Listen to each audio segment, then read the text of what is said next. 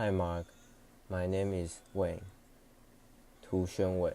My student number is S06411047.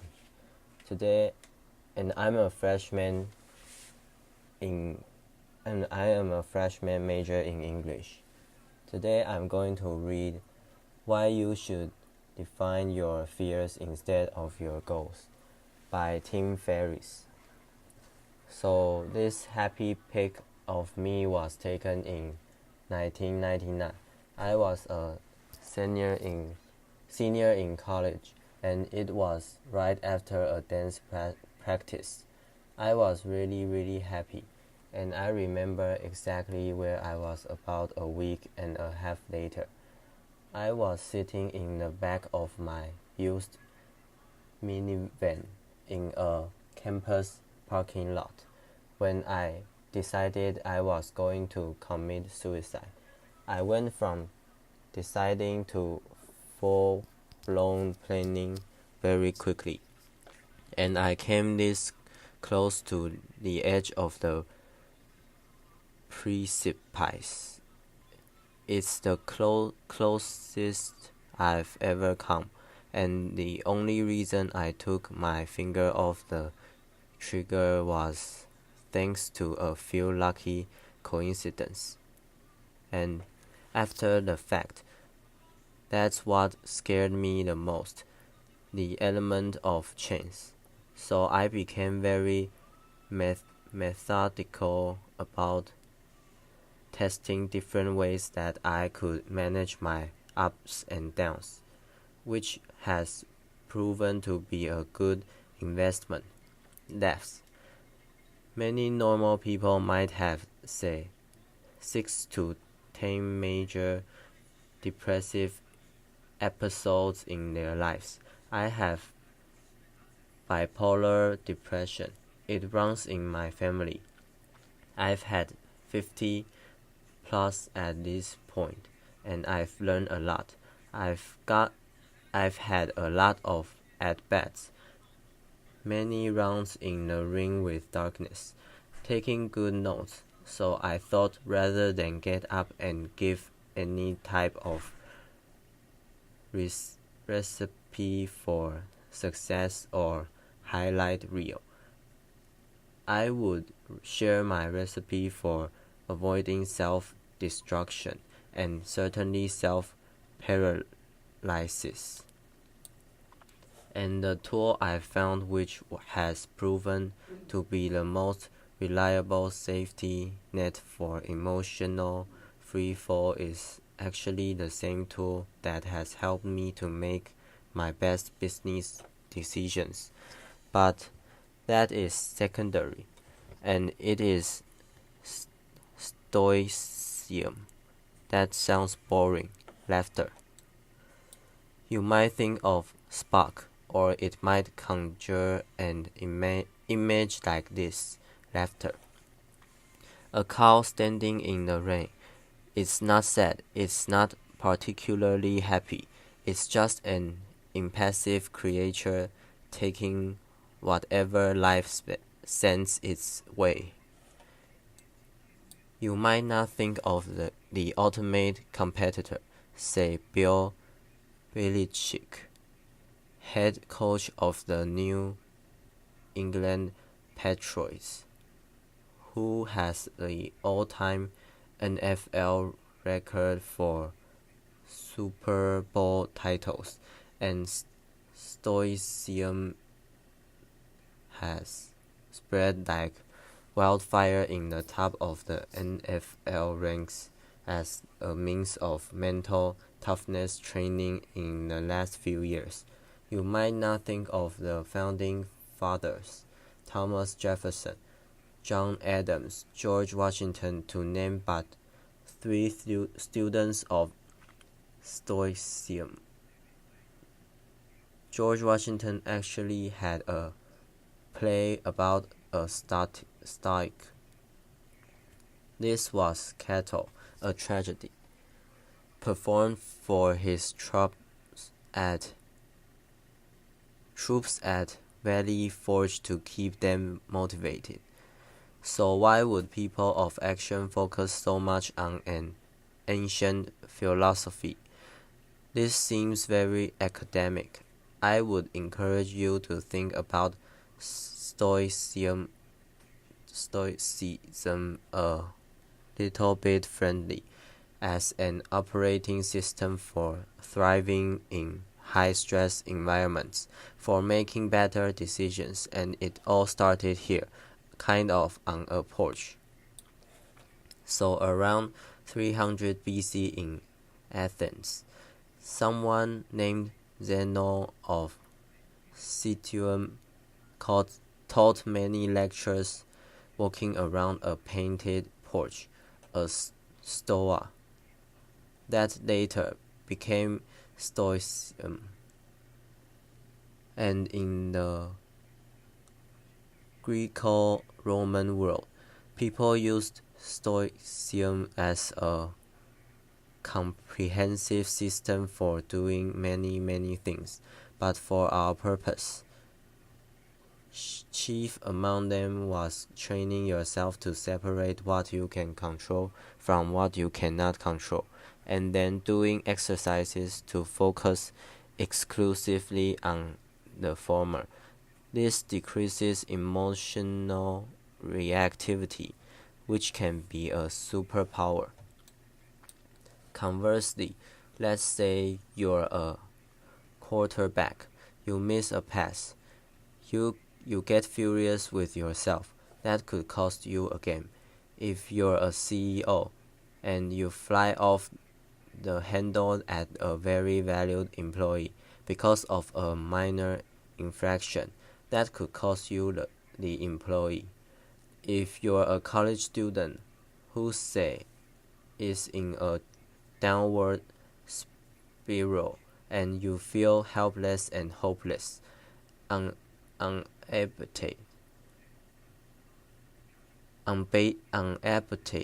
and that could cost you your life. So the stakes are very high, and there are many tools in the toolkit to get you there. I'm going to focus on one that completely changed my life in 2004. It found me then because of two things. A very close friend, young guy, my age, died of pancreatic cancer unexpectedly, and then my girlfriend, who I thought I was going to marry, walked out. She'd had enough, and she didn't give me a Dear John letter, but she did give me this, a Dear John plaque. Laughter. I'm not making this up. I've kept it. Business hours are over at 5 o'clock. She gave this to me to put on my desk for personal health, because at the time I was working on my first real business. I had no idea what I was doing. I was working 14-plus-hour days, 7 days a week. I was using stimulants to get going. I was using depressants to wind down and go to sleep. It was a disaster. I felt completely trapped. I bought a book on simplicity to try to find answers, and I did find a quote that made a big difference in my life, which was, "We suffer more often in imagination than in reality," by Seneca the Younger, who was a famous Stoic writer.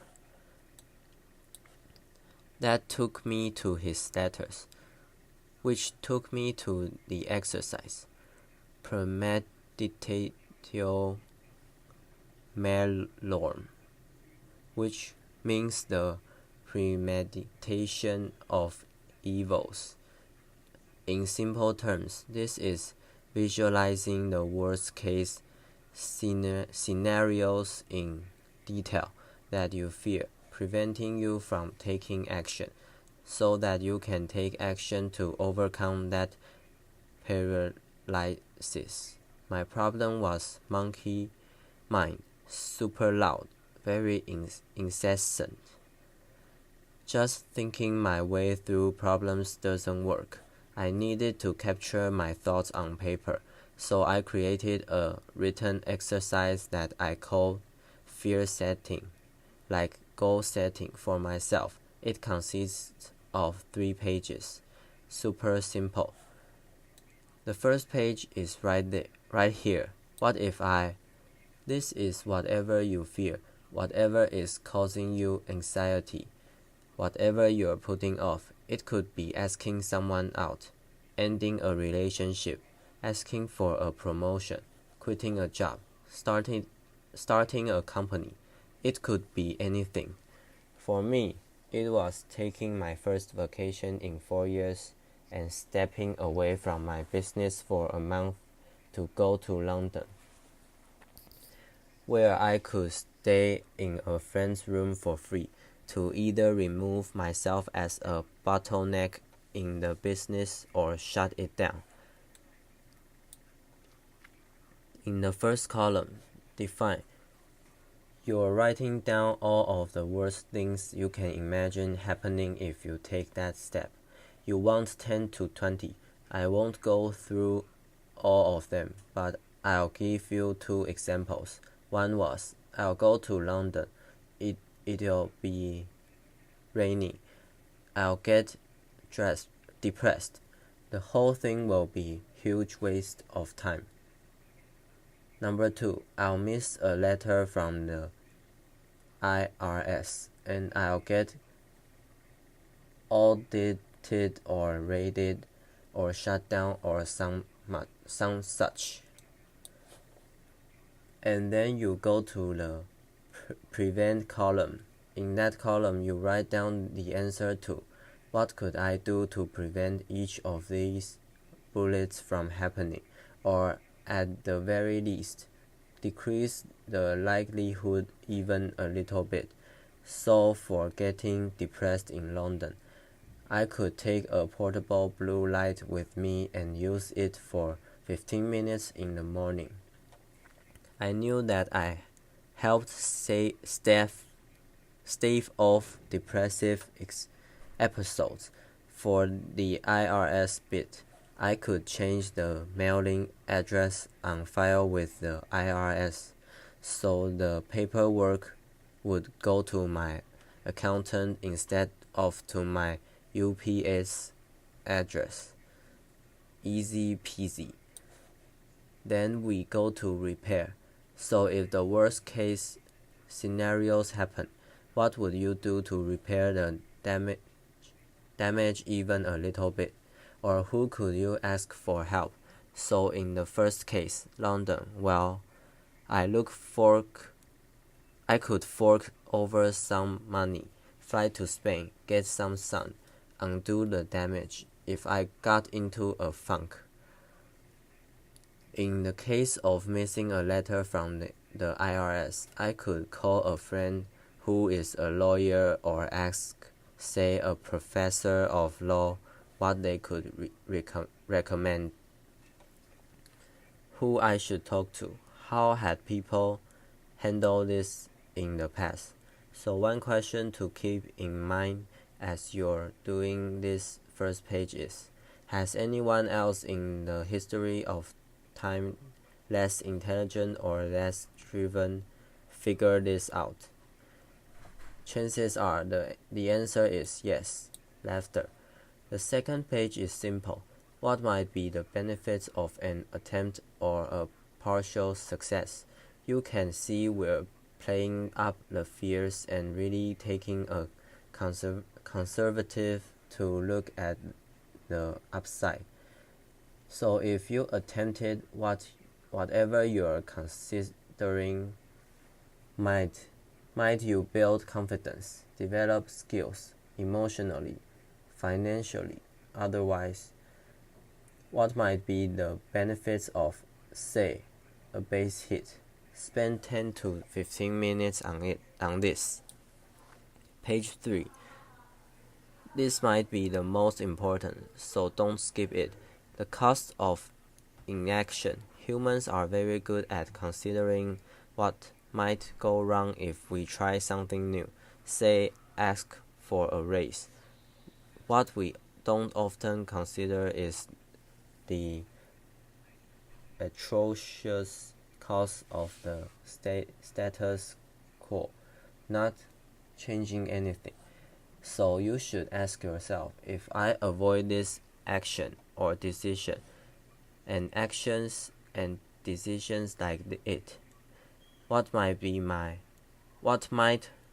my life look like in, say, 6 months, 12 months, 3 years? Any further out, it starts to seem intangible and really get detailed again, emotionally, financially, physically, whatever. And when I did this, it painted a terrifying picture. I was self-medicating. My business was going to implode at any moment at all times. If I didn't step away, my relationships were fraying or failing, and I realized that inaction was no longer an option for me. Those are the 3 pages. That's it. That's fear setting. And after this, I realized that on a scale of 1 to 10, 1 being minimal impact, 10 being maximal impact, if I took the trip, I was risking a 1 to 3 of temporary and reversible pain for an 8 to 10 of positive, life-changing impact, and that would be a semi-permanent. So I took the trip. None of the disasters came to pass. There were some hiccups. Sure, I was able to extricate myself from the business. I ended up extending that trip for a year and a half around the world, and that became the basis for my first book. That leads me here today, and I can trace all of my biggest wins and all of my biggest disasters averted back to doing fear setting at least once a quarter. It's not a panacea. You'll find that some of your fears are very well founded, laughter, but you shouldn't conclude that without first putting them under a microscope. And it doesn't make all the hard choices easy, but it can make a lot of them easier.